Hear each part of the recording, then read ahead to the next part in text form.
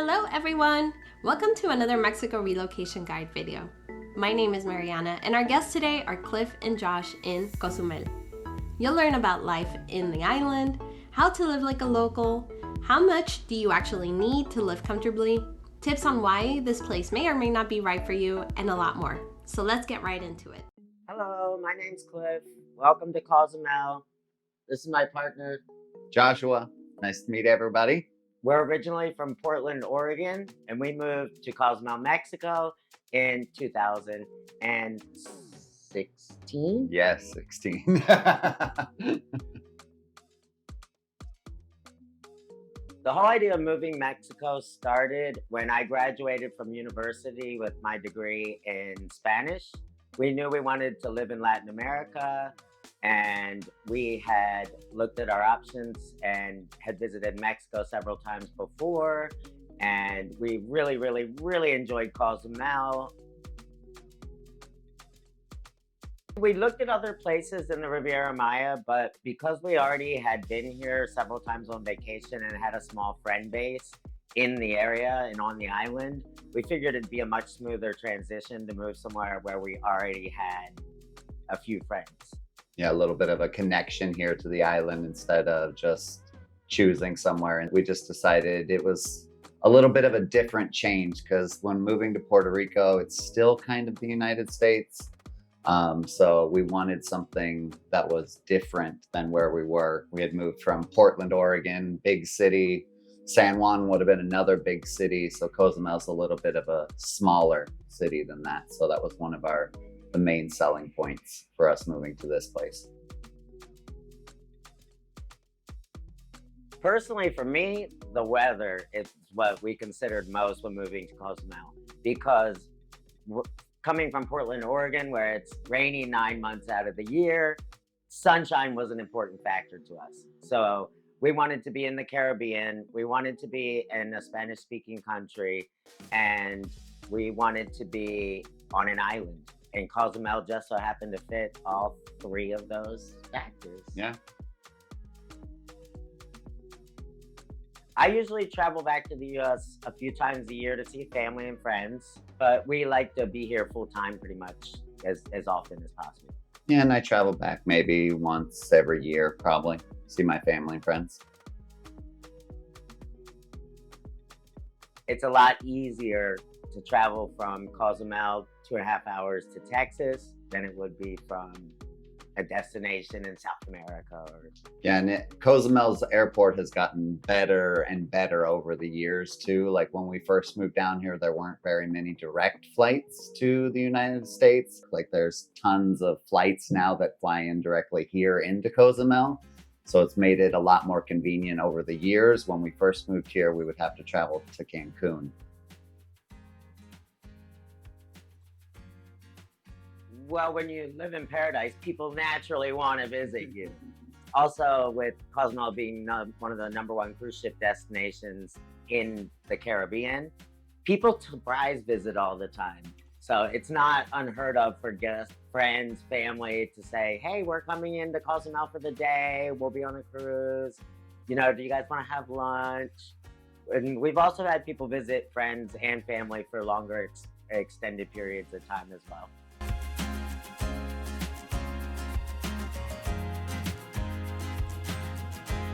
Facebook groups and the anonymity of the internet, there's definitely a connection amongst the expat community here. A lot of expats tend to group together for voluntary causes, the Humane Society, doing local food drives, participating in community events.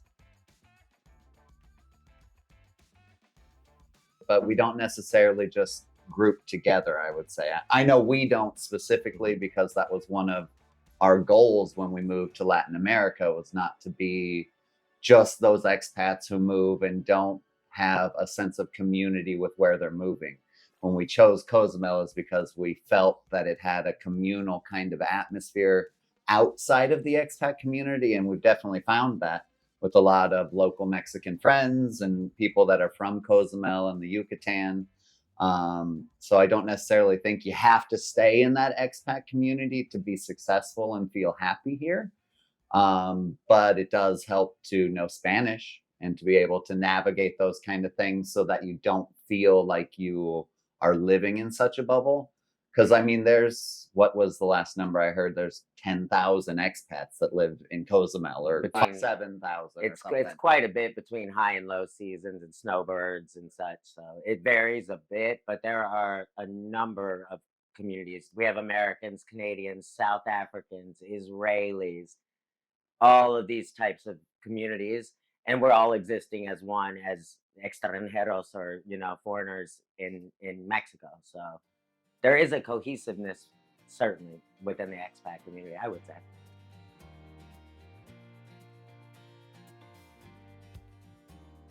Well, when we first moved here to Cozumel, we thought, like many others who I think just moved to Mexico, that you're going to be able to find a job, waiting tables on the beach, living the beach lifestyle. And we had that, misconception as well. So we came down here with little more than savings, 2 backpacks, and our Chihuahua, and we expected to be able to find work right away. Well, that wasn't the case. I eventually found jobs teaching English, and a business support, a local school here supported our work visas. So we taught and saved money until we were able to open our own business.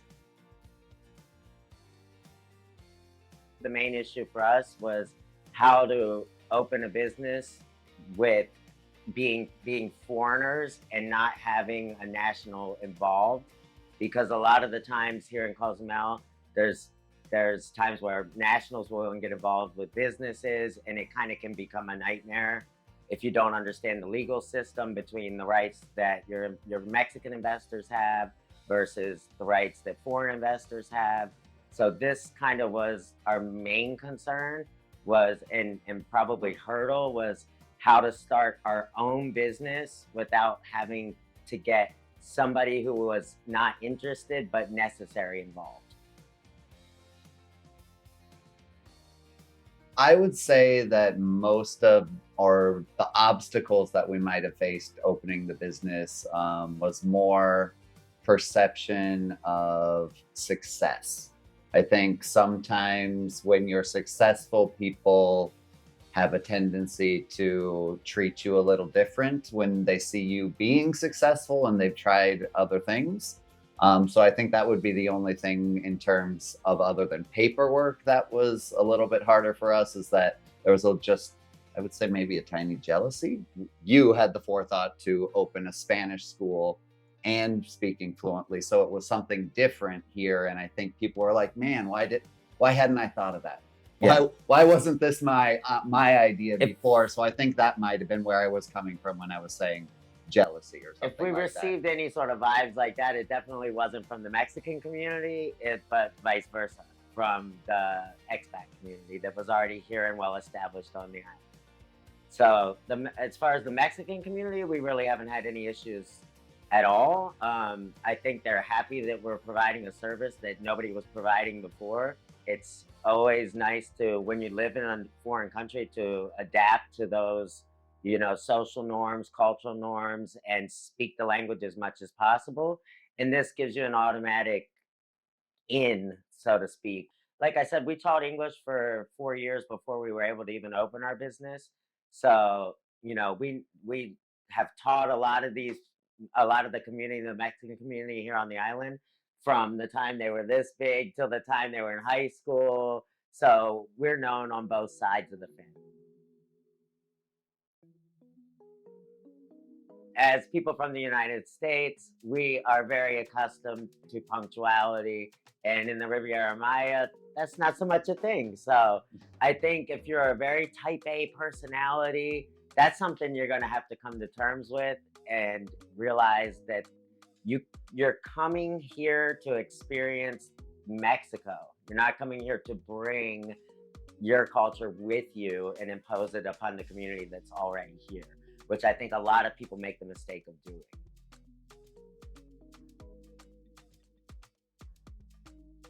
I tell all my students, ahorita is similar to when I get around to it. And that could be today, tomorrow, next week. And although you can look it up in any translator you like, it says right now, it does not mean right now. It means exactly the opposite. The process, I would say, for most people is probably a lot more in depth than it was for us. We're pretty spontaneous people.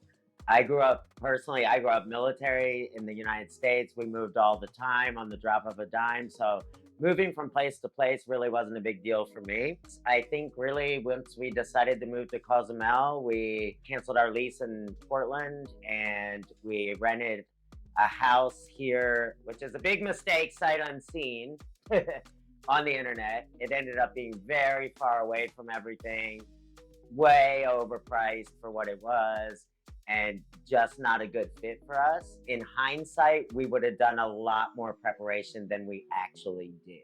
And that being said, if I was to give advice to anyone moving to Mexico, don't do it the spontaneous way. It's a lot easier if you just do your research. Come and try the place out at least for a couple weeks. Don't just come and move to a place just because you've been there on vacation and you liked it, because that doesn't always work out.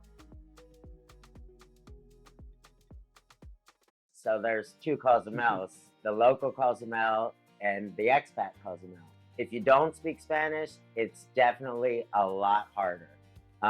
You need proof of your residency, you need proof of your electric bill. A lot of people, in Cozumel especially, a lot of people don't want to rent long term. They only want to rent vacation rentals because that's where the money is. So if you're looking at moving to Cozumel long term, you really need to do your research. And like he was saying with the process of leasing, like there's kind of two separate prices. There's a price if you speak Spanish, and there's a price if you only speak English. You're going to be dealing with a lot fewer people if you only speak English. So the prices have a tendency to go up because of that. Mm-hmm. But if you have the privilege of speaking Spanish and knowing that, then it definitely helps you in the rental market because of that. Gives you a lot more options. It allows you to put things in local Mexican Cozumel groups. It allows you to network and get a rental at an appropriate price and as a resident and not as a tourist. It really all depends on what is your ultimate goal for where you want to be. Do you want to be on the beach? Do you want to be in the center? Do you want to be near restaurants? Do you want to be near the jungle? And all of those kind of factor into how much it costs here in Cozumel, especially. Obviously, learning the language before you come is the best thing that you could possibly do when you're moving to a country, because it's going to open way more doors for you than anything else. But if you don't speak Spanish, Amistad Spanish School offers online classes in both USA, Mexico, and Canada on Eastern Standard Time from 8 a.m. to 8 p.m. So if you're looking to start preparing for your adventure ahead of time, reach out to us and we'd be happy to get you set up with lessons. We take students of all experience levels and all ages, and we welcome everybody.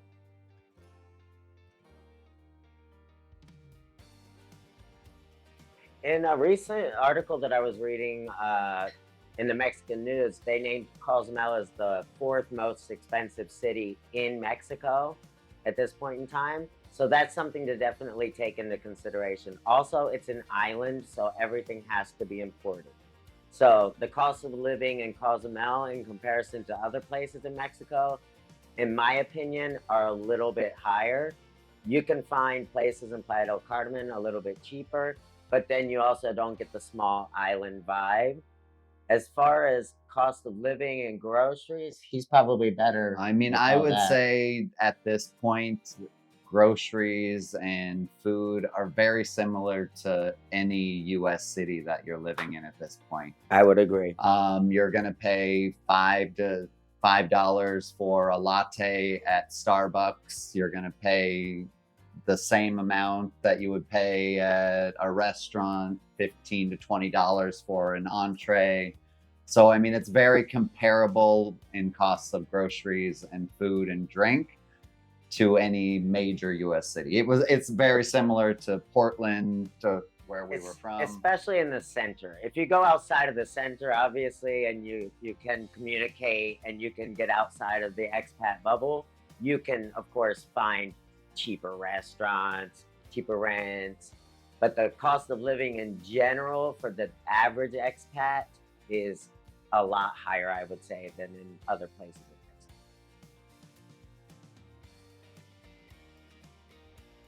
Utilities is the number one thing you have to ask yourself. How much do you love your air conditioner? Because if you're running your air conditioner nonstop, your utilities are going to be through the roof. If you run your air conditioner nonstop, sometimes we've received a utility bill higher than our rent.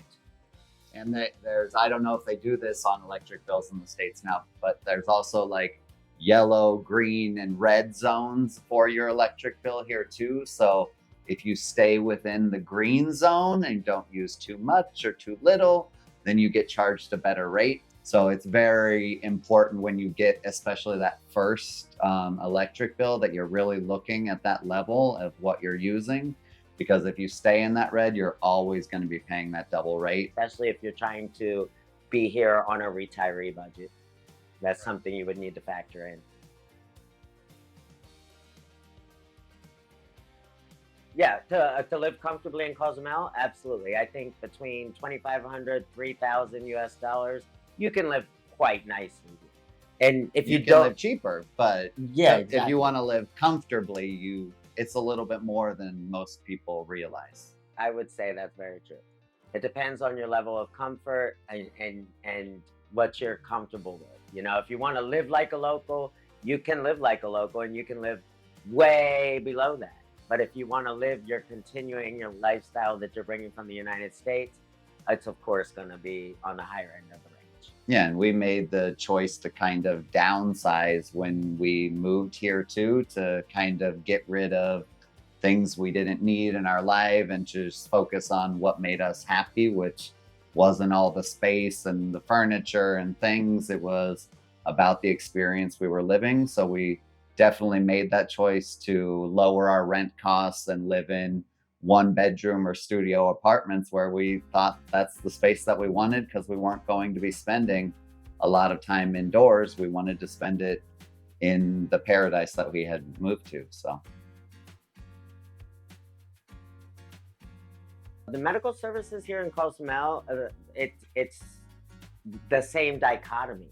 If you have, you have your local services like EAMS. If you're a resident, you can always go to the local hospital. But we also have privatized hospitals as well. And the private hospitals are just as good, if not better, than the ones in the United States. And like Costa Med is one of the most advanced hospitals, I think, in the Riviera Maya. And they offer a range of services. Dental services are way cheaper than they would be in the United States.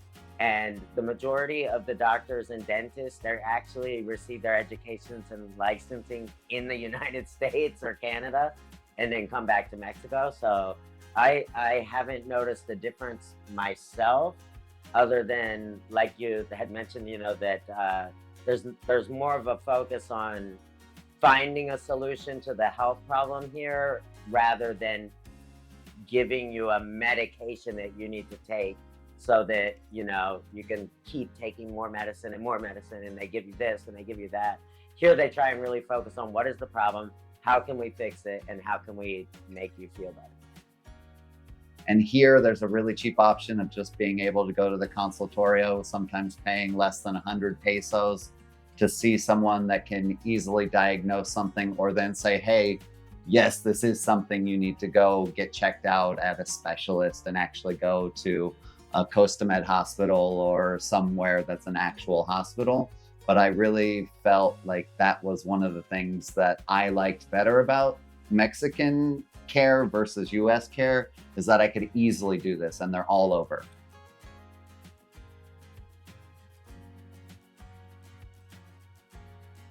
neither one of us have Mexican medical insurance. We have Mexican Social Security, but we tend to use the private hospitals just because it's easier, and also the care tends to be a little bit better, and it's affordable.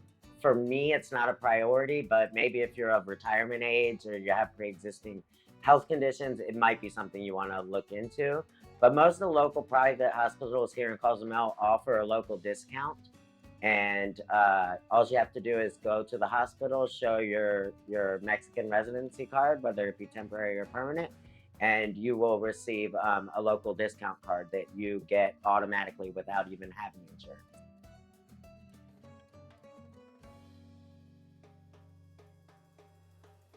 We came from a walkable city in the United States, in Portland. We had one of the best public transport networks in the States.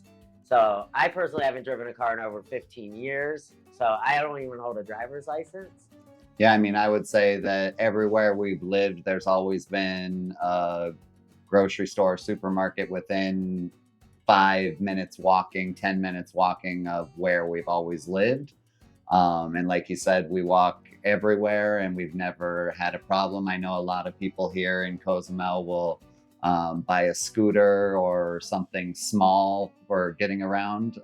But we've never really felt it necessary, but we've also made the conscious effort to stay in places where we can do that. Yeah, So, we can live a walkable lifestyle and not have to worry about, watching out for a moto or the price of gasoline or all these added expenses that come along with transportation. And also in Cozumel, the taxis are affordable if you go to the taxi stands, and especially if you speak Spanish. And you can also take the colectivos.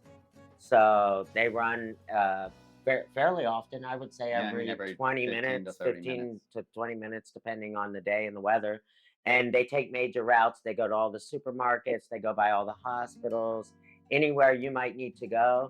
And they even have an app on your phone, and that'll tell you where you can follow it and see where it's going to be and where it needs to pick you up and which line you need to take. So, is it necessary to have a car? No. Is it a luxury? 100%.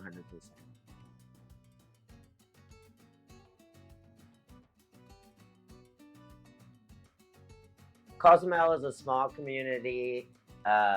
Most crimes that occur here are crimes of opportunity. Like if you leave your bike unlocked or your cell phone on a table or at the bar and you walk away, things that I think people in the United States and Canada, not to say that doesn't happen there, They take but it for granted. they take it a little bit for granted. And if you've never been in Mexico long, you maybe keep your wits about you and just have a little bit more street smarts than you typically would, most likely in your home city.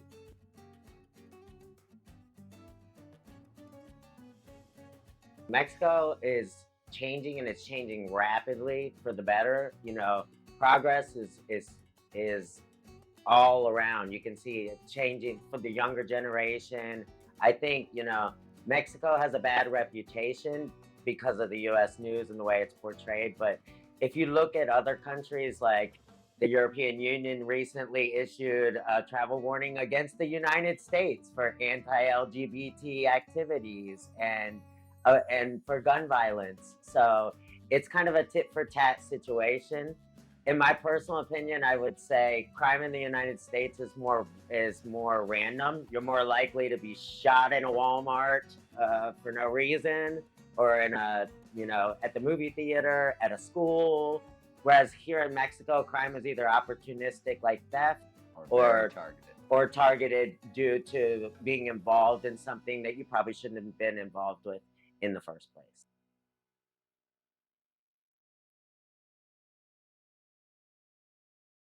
As far as the LGBTQ community here in Cozumel, it's actually a little bit larger than you would think. In my personal experience, we haven't really received any negativity as far as being a gay couple, But that being said, you are in another country, and Mexico is a very Catholic and religious country, so you do have to respect the culture and the traditions of the place that you're at. And one of the things that they said was best is just just don't necessarily throw it in people's faces. It's just not something you display, I guess. It's a lot less common to discuss being gay with people than it is in the United States.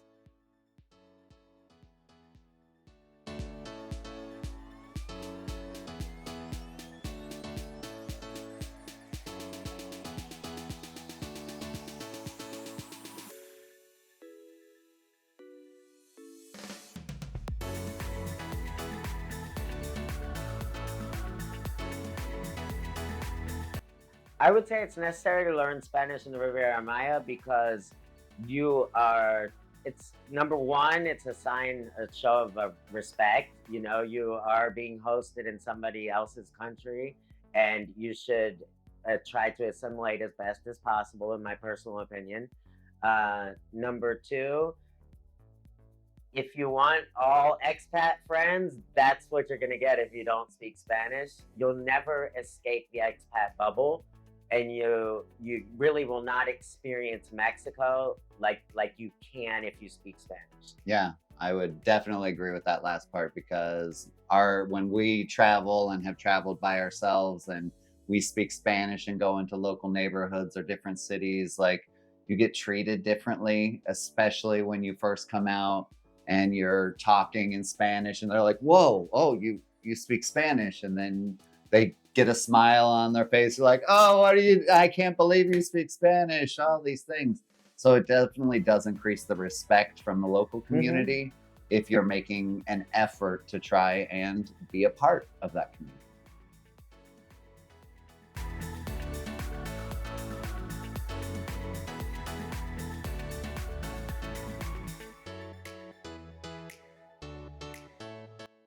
If I had to give basic advice for those wanting to move to Cozumel or the Riviera Maya in general, downsize, do your research, reassess what's really important to you and what you're really wanting out of the experience itself. Of course, learn Spanish. Begin learning Spanish now before you even move. Make it easier on yourself. Lower your expectations, and also remember you're coming to another culture, and it's really important to know what the expectations are and be okay with them. The biggest advice I always give to people is that when you move here, it is completely different than the United States or Canada, and not different in a bad way. It's just different. It's different experience. It's different timelines. It's different food. It's different volume level. Yeah, I mean, there's just a lot that is different. So, I mean, you just have to make sure that you're ready for something different and you give yourself an adjustment period while you're here to really know what you're getting into. Thank you, Josh and Cliff, for giving us such a nice overview of what someone can expect when living in Cozumel. Find out more information on their Spanish school in the description of this video. And thank you all so much for watching. I will see you all in another video very soon. Nos vemos!